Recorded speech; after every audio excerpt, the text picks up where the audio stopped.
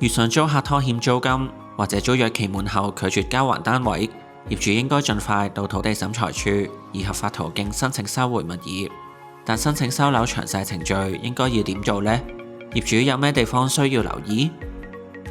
首先，申請人要填妥申請通知書，連同已加蓋印花嘅租約、租金記錄等文件，一併遞交至土地審裁處。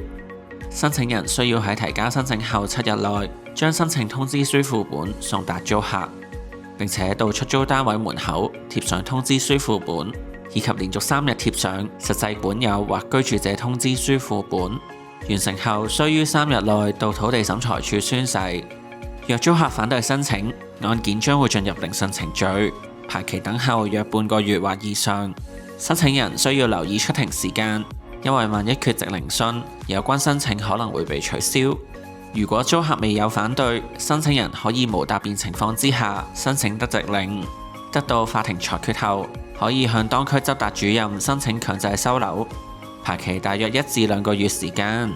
執達主任就會連同申請人一同上門收回單位，個別情況亦需要安排鎖匠一同上門，方便破門入屋。收樓程序繁複，申請人既要填寫大批申請文件，收樓過程中又要舟車勞頓處理。萬一當中出現錯漏，輕則延誤收樓時間，重則可能被取消申請。中原測量師行租務管理團隊經驗豐富，熟悉相關追租收樓程序，可以為業主提供意見，並且協助向土地審裁處申請收樓令，保障業主利益。